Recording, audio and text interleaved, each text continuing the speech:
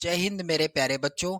Class 10th के जितने भी मेरे प्यारे बच्चे 18 फरवरी को हिंदी विषय का पेपर देने जा रहे हैं, आप सभी के लिए मैं लेकर के आ चुका हूं आज के इस वीडियो में हिंदी विषय का एक ऐसा वायरल मॉडल पेपर जो आपको 18 फरवरी के पेपर में 70 में 70 अंक दिलाएगा। जी हां मेरे प्यारे बच्चों, यदि आप इस वायरल मॉडल पेपर को तैयार करके जाते हैं तो आपको 70 में 70 अंक बिल्कुल 100% मिलेंगे।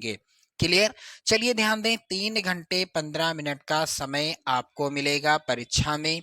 निर्देश जरूर पढ़ लेना क्योंकि इनका पालन करना है आप सभी को।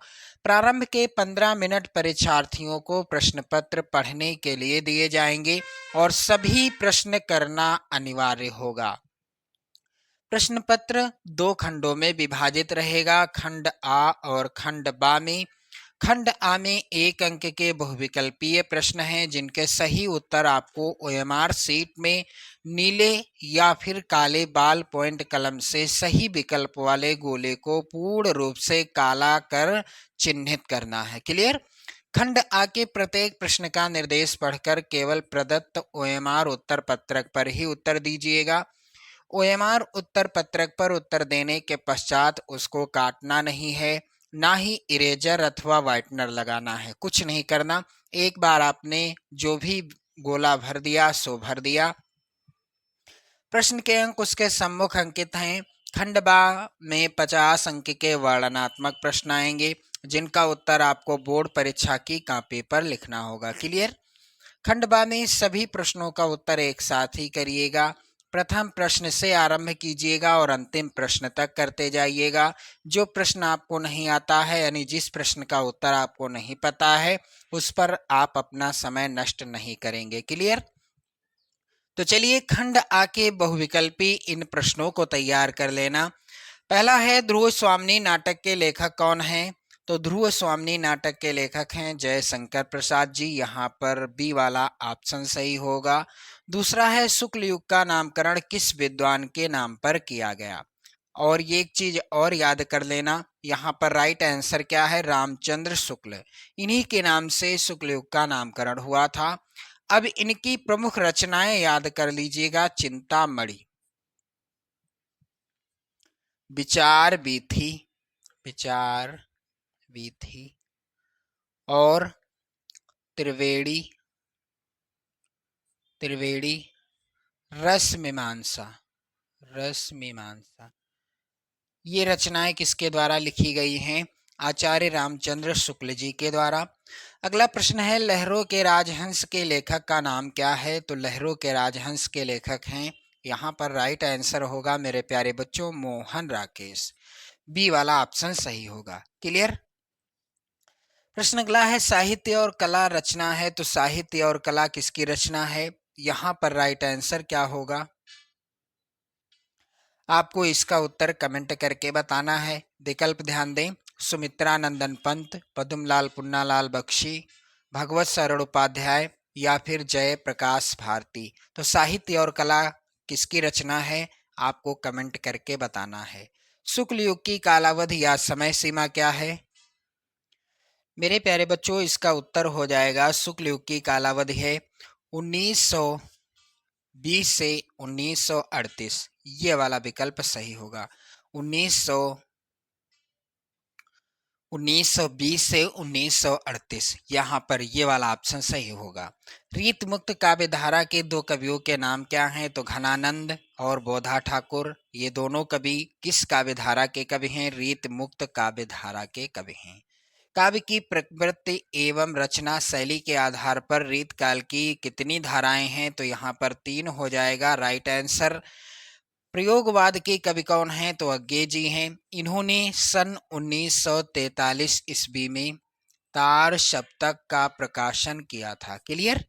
अगला प्रश्न है, आधुनिक काल की समय अवधि क्या है या समय सीमा क्या है? तो आधुनिक काल की समय सीमा है 1843 ईस्वी से वर्तमान तक।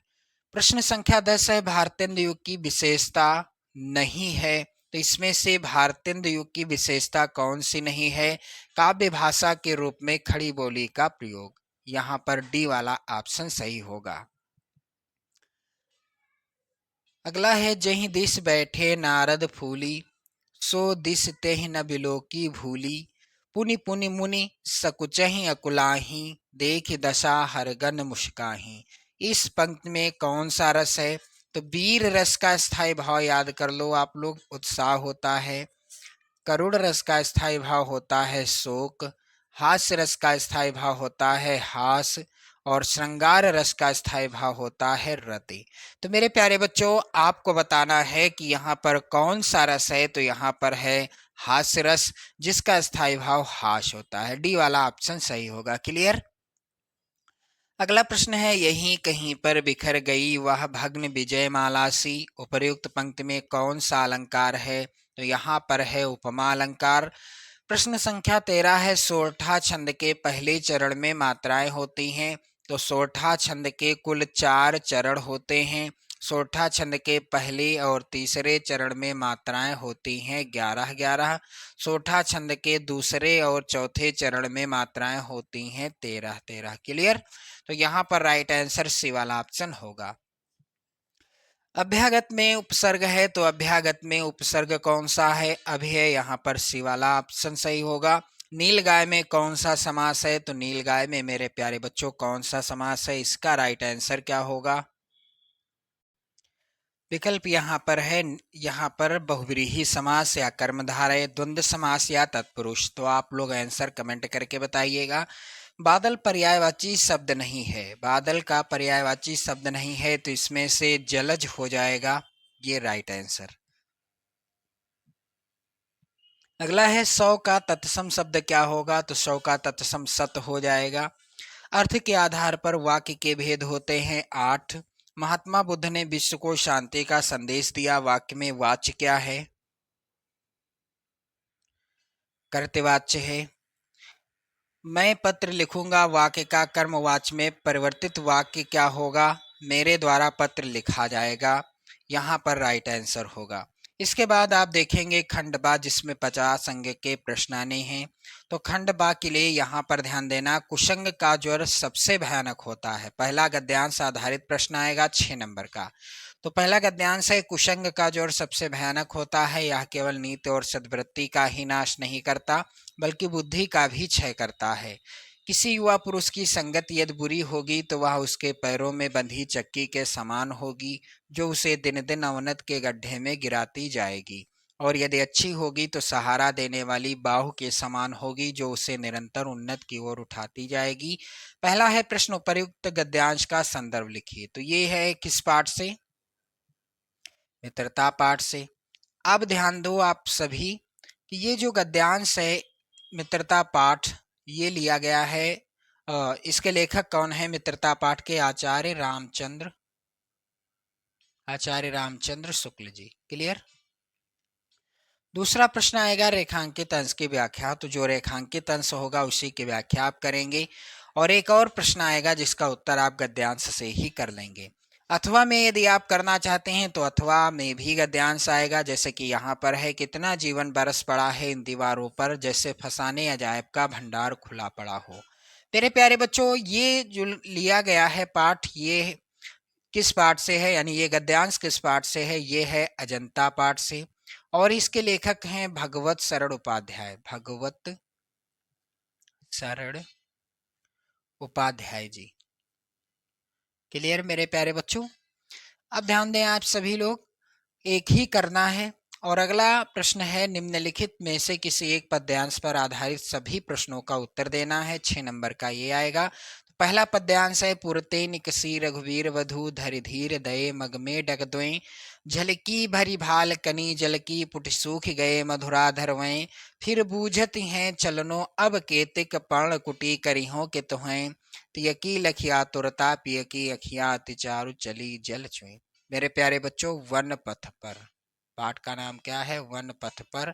और ये लिया गया है कहाँ से? ये लिया गया है मेरे प्यारे बच्चों, आप लोग ध्यान दें, तुलसीदास जी के द्वारा रचित है। वन पथ पर पाठ तुलसीदास जी के द्वारा रचित है। यहाँ पर भी 3 प्रश्न हैं। क्लियर।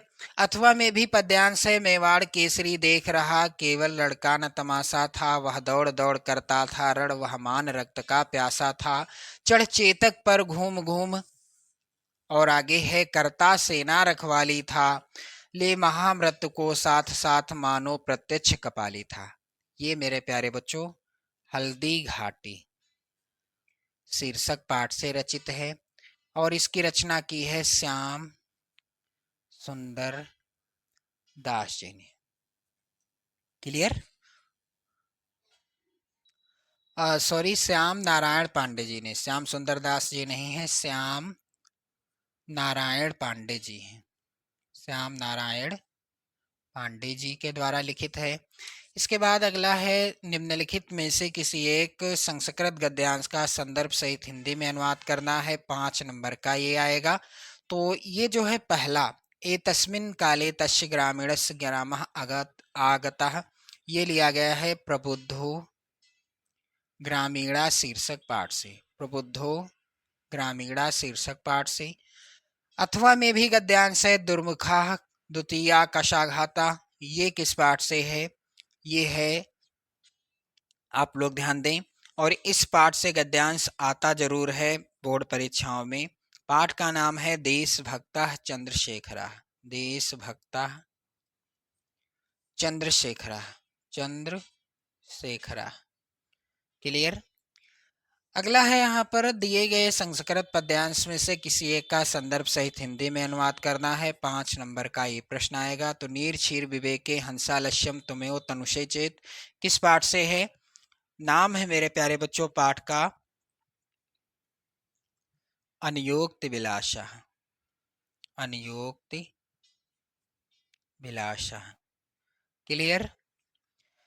अगला अथवा में है, मानम हित्वा प्रियो भवति, ये लिया गया है जीवन सूत्राणि शीर्षक पाठ से। क्लियर।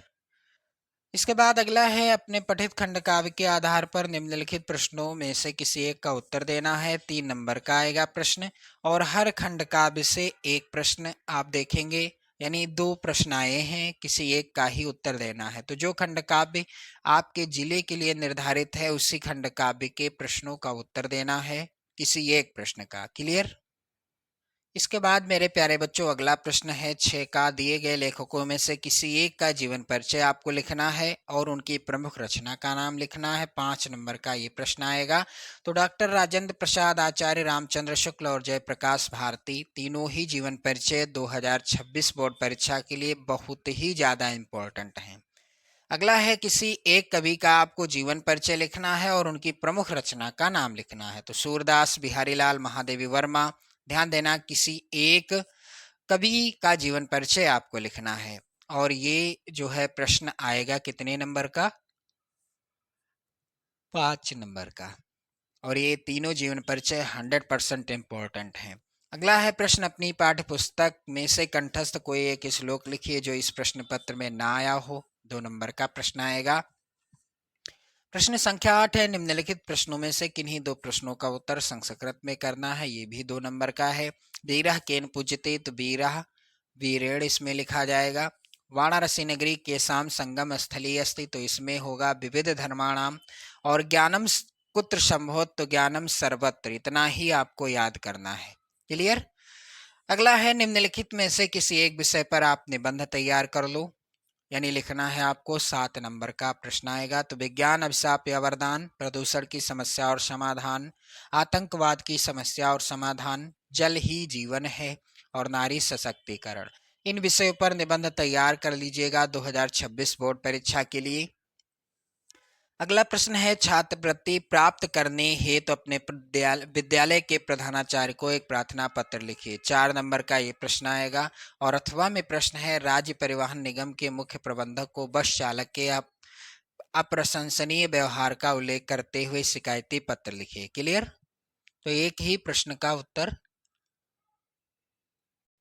आपको करना है। तो वीडियो को लाइक शेयर जरूर कर दीजिएगा। जय हिंद।